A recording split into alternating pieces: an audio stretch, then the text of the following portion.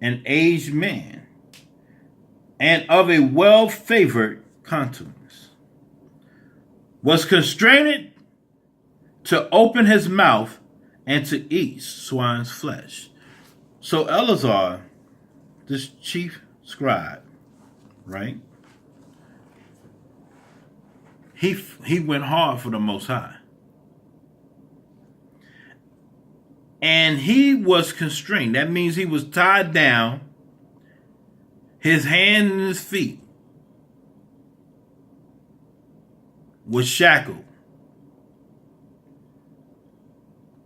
And they opened his mouth to make him eat swine's flesh, because he refused to do so. These are the things, these are the stories that you need to write down, highlight, so that you can tell your children. You can tell your folks that don't want to keep God's laws.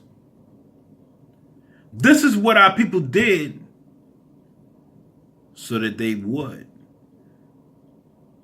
They chose to do this opposed to do what we're doing now. Verse 19. But he choosing rather to die gloriously than to live stained with such an abomination, spit it forth and came of his own accord to the torment. So they put this pork in his mouth and he spit it out. And they torture him. And he said, I'd rather die than to stain my soul with your abomination, what the Most High said that I cannot do.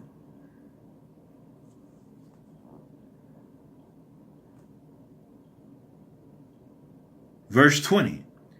As it behooved them to come, that are resolute to stand out against such things, as are not lawful for love of life to be tasted, but they that had the charge of that wicked feast, for the old acquaintances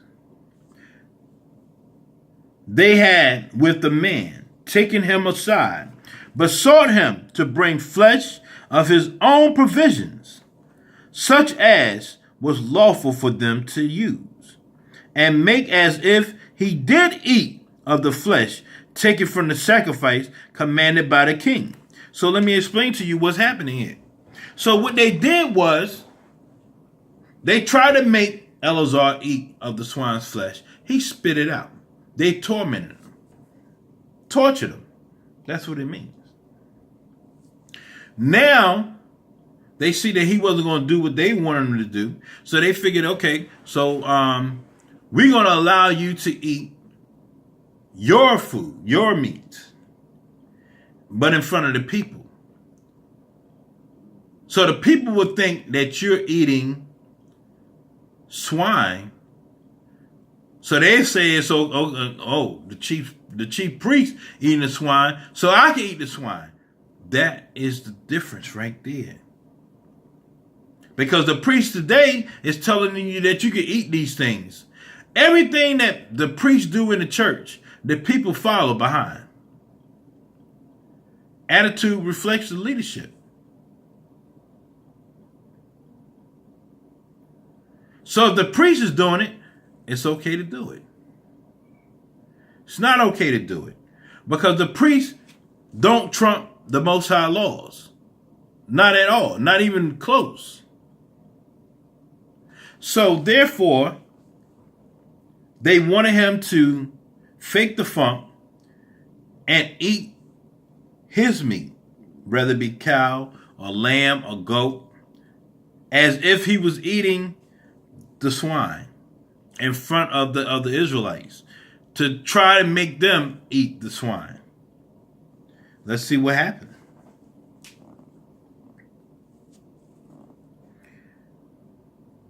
So verse 21 again.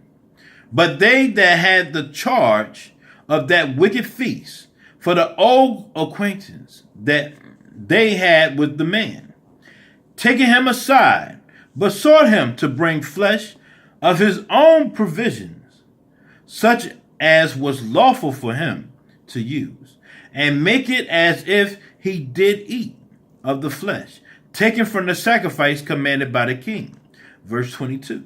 That in so doing he might be delivered from death, and for the old friendship with them find favor. But he began to consider discreetly, and as he became his age, and the excellency of his ancient years, and the honor of his gray head, whereunto he was come, and his most honest education from a child, or rather that the holy law made given by God, therefore he answered according with the will of them straightway to send him to the grave. He chose death. For it becometh not one age, said he, in any wise to disassemble. Rather, many young persons might think that Eleazar, to all those that looked up to him, being 80 years old and 10, were none gone to a strange religion. Because they wouldn't follow this thing.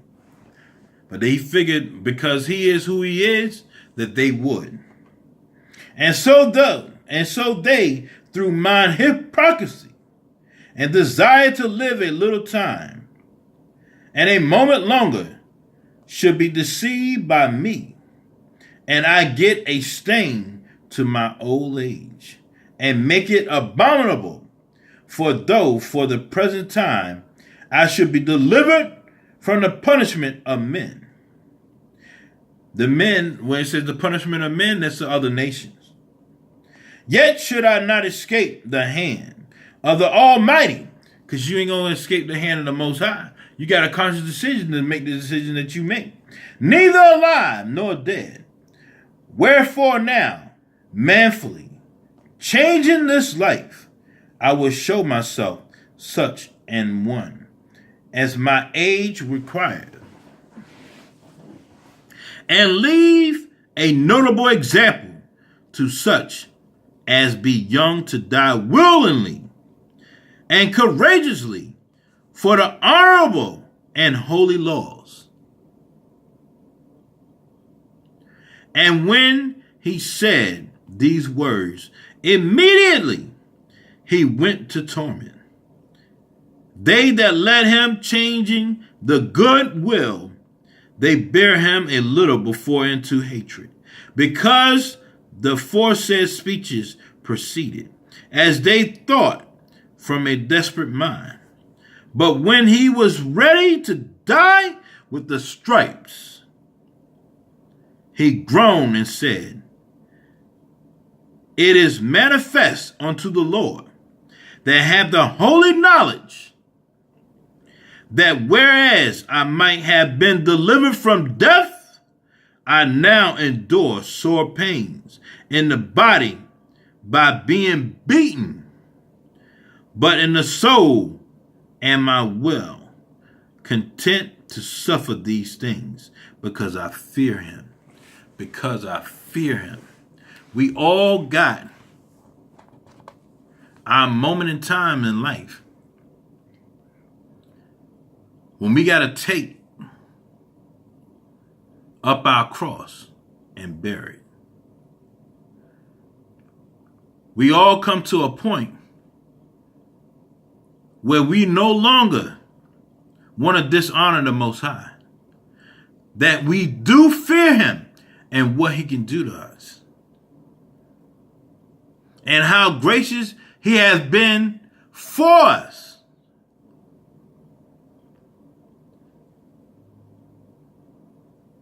That we do as Eleazar did and bear up our cross and show the people that I'd rather die than to break the laws of the Most High. That should be your chant. I'd rather die than to break the laws of the Most High. Because what this taught these young men that were coming up, it left an example that regardless of what you're going to do to me, physically beat me, torment me, what my Father can do to me or do for me far outweighs anything you can ever do to me in my life. I'd rather lose it and retain his honor than to keep it just to survive a little while longer, to know that I'll be put to death by the Most High. It's honor in this. And if our forefathers, as I said in Romans 15:4, said, whatsoever things were written aforetime was written for our learning. This is for our learning. Why is it for our learning? Because this man chose to die than to eat swine's flesh. And he taught those young men, those young Israelite men, that I'd rather die than to break the laws of the Most High. What you think they're going to teach their children? These are the things that we have to do to motivate ourselves, motivate our people. Show them. And those that want to continue to do what they want to do and eat the swine, eat the shrimp, or whatever the case may be, guess what? This is a movie. That's for real. And everybody got a part. Somebody got to play the 2/3. Somebody got to play the 2/3. You just make sure you don't get the road.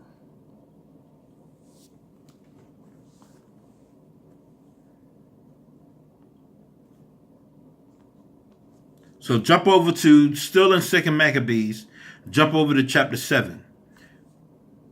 So we read about the brother Eleazar. Now we're going to read even more inspiring story of what our people did when it came to keeping these laws, statutes, and commandments of the Most High. So now we're on the 2 Maccabees, chapter 7, verse 1. We will start. And it came to pass also that 7 brethren with their mother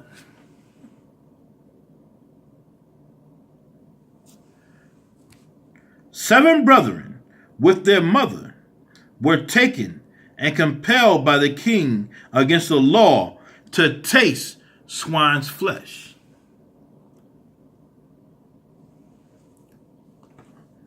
Hold on 1 second. I had a problem with the Periscope.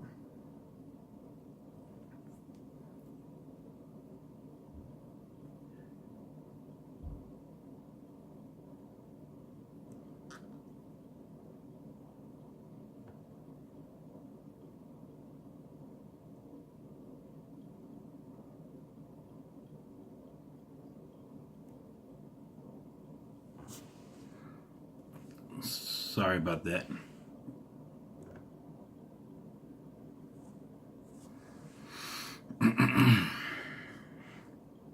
So we're in 2 Maccabees chapter 7 and verse 1. And it came to pass also that 7 brethren with their mother were taken and compelled by the king against the law to taste swine's flesh, and were tormented with scourges and whips. But one of them that spake first said thus, What wouldest thou ask or learn of us? We are ready to die, rather than to transgress the laws of our fathers. Then the king, being enraged, commanded pans and candelabra to be made hot.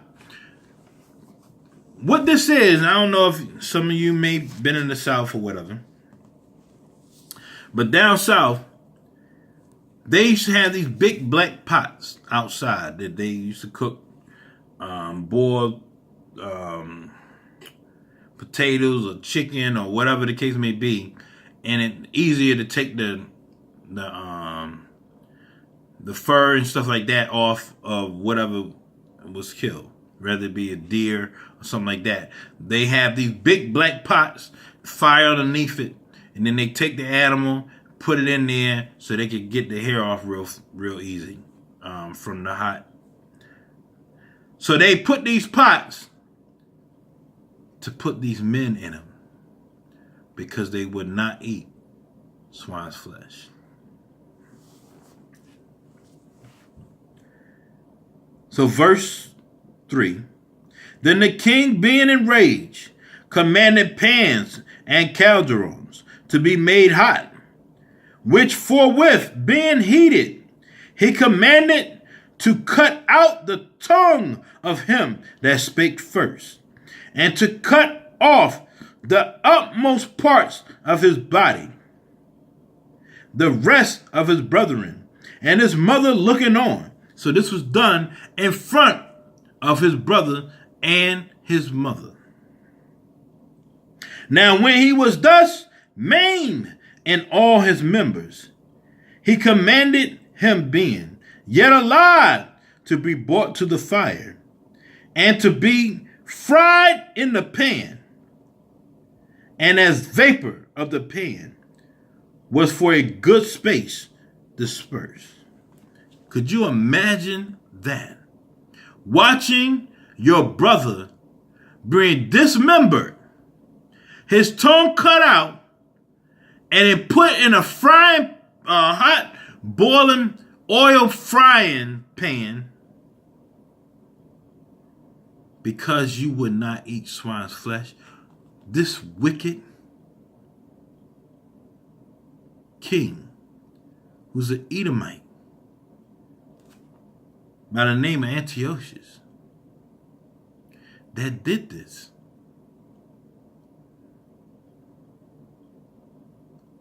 This is the mindset of all of them. That's what you got to understand.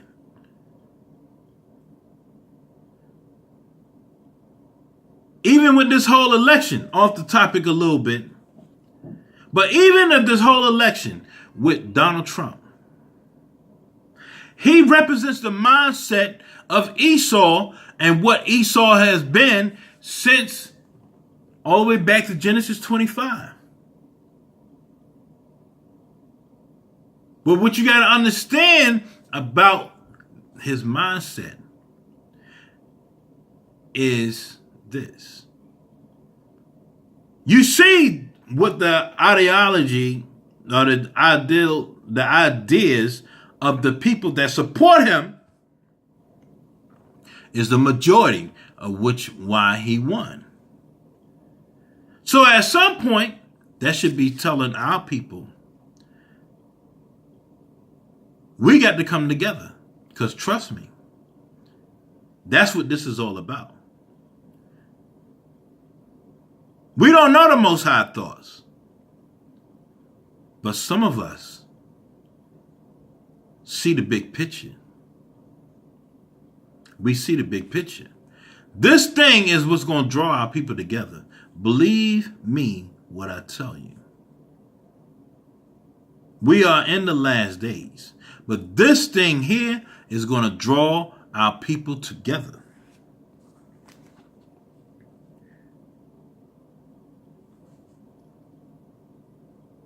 So let's finish the bottom part of this precept of verse 5. And they exhorted one another with the to die manfully, saying thus, the Lord God looketh upon us, and in truth have comfort in us. And Moses in his song, which witnessed to their faces, declared, saying, and he shall be confronted in his servants. So when the first was dead, after this manner they brought the second to him, a mocking stock. And when they had pulled off the skin of his head with the hair, they asked him, wilt thou eat before thou be punished throughout every member of thy body? But he answered in his own language and said, no. Wherefore he also received the next torment in order as the former did. And when he was at the last gasp, he said, thou like a fury takest us out of the present life, but the King of the world shall rise up, who have died for his laws, unto an everlasting life. He's talking about the Christ. He's coming to get these people. You better believe it. He's coming to get them. Don't think for a minute all the things that these people have done, all the brothers that have been shot down in the streets by Esau. Christ's coming to get them. That's why the Lord said, vengeance is his. So you can do all your marching, all your protesting, ain't gonna change a damn thing. You stay prayed up, get in these scripts, keep God's laws. Teach your folks to keep God's laws. Show them the examples in the scriptures. Don't use your words, use God's words so that they can see he's coming and he's fighting for you. Verse 10. After him was a third made a mocking stock. And when he was required, he put out his tongue, and that the right soon holding forth his hand manfully, and said courageously, these I have from heaven, and for his laws I despise them, and from him I hope to receive them again. Insomuch the king and they that were with him marvel at the young man's courage, for that he nothing regarded the pains. So everything they was doing to him, he's like, that don't hurt.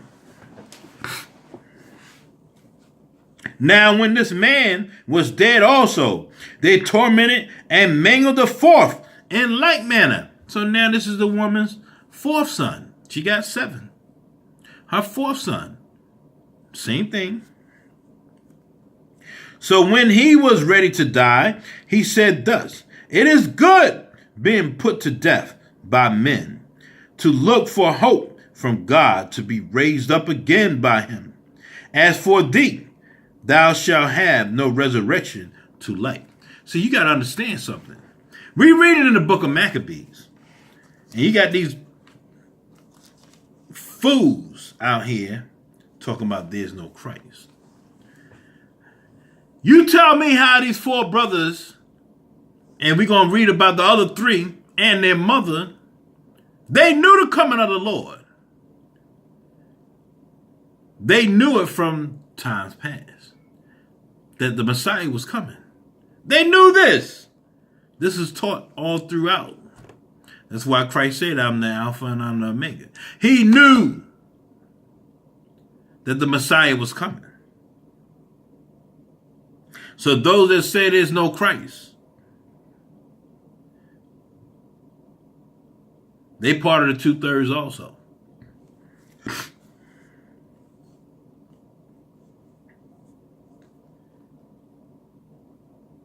So now in verse 14, so when he was ready to die, He said thus, it is good being put to death by men, to look for hope from God, to be raised up again by him.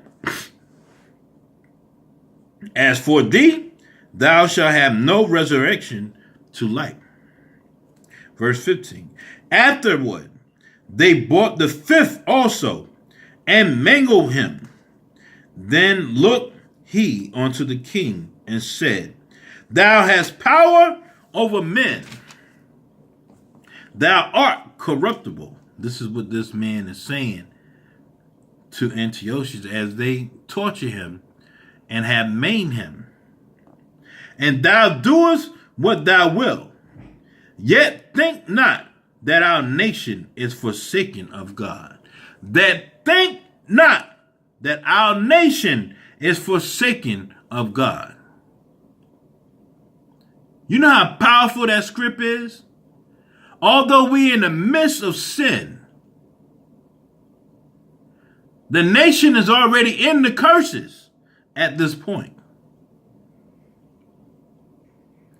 And he's telling you, the Most High ain't forgotten. He have not forgot about us. Verse 17, but abide a while, and behold his great power, how he will torment thee and thy seed. After him also they brought the six, who being ready to die said, Be not deceived without cause, for we suffered these things for ourselves, having sinned against our God. Therefore marvelous things are done unto us. But think not thou that takest in the hand to strive against God, that thou shalt escape unpunished. So this man understood the breaking of God's laws, that we are not going to escape unpunished.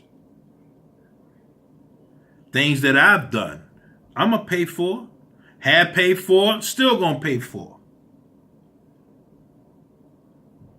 But my goal and my strive is to what? To get the kingdom.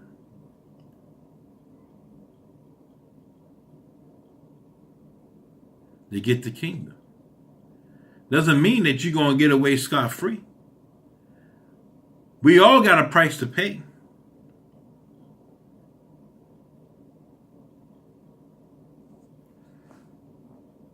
Verse 20.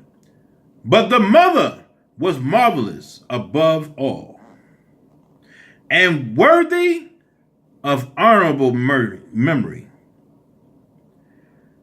Worthy of honorable memory. Let me read that again. But the mother was marvelous above all, and worthy of honorable memory. So if these laws were done away with, why would we have to remember what her and her 7 sons did?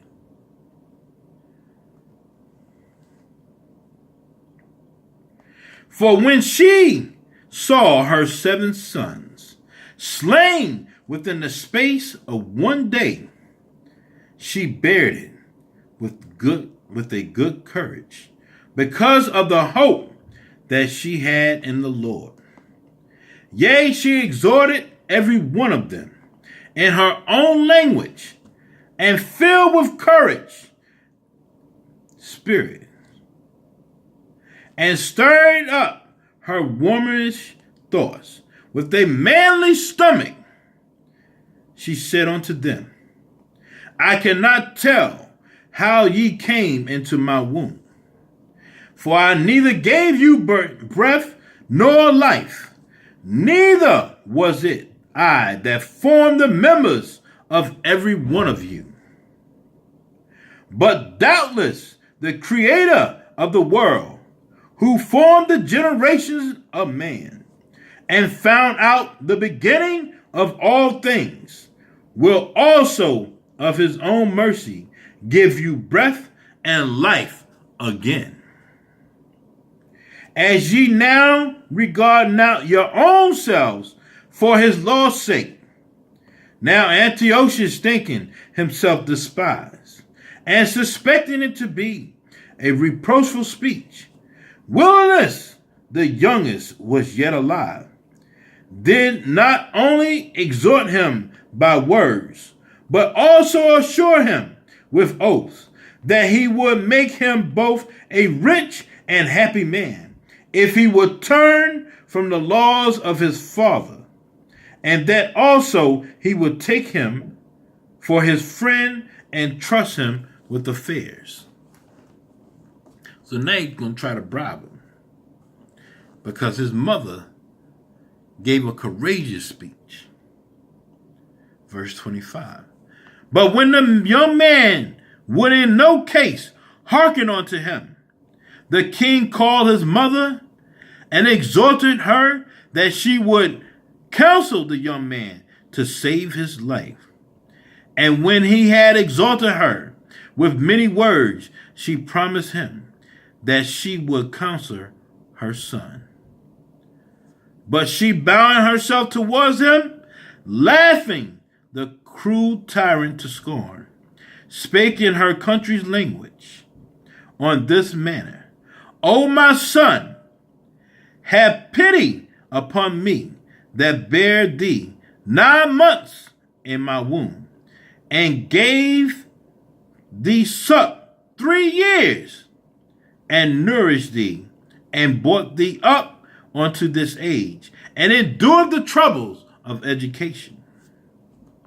I beseech you, my son, look upon the heavens and the earth, and all that is therein, and consider that God made them of things that were not, and so was mankind made likewise. Fear not this tormentor, but being worthy of thy brethren, take thy death, that I may receive thee again in mercy with thy brethren. While she was yet speaking these words, the young man said, Whom wait for ye for? I will not obey the king's commandment, but I will obey the commandments of the law that was given unto our fathers by Moses. And thou that hast been the author of all mischief against the Hebrews shall not escape the hand of God. For we suffer because of our sins. And though the living Lord be angry with us a little while for our chastening and correction, yet shall he be at one again with his servants. But thou, O godless man, and of all other most wicked, be not lifted up without a cause.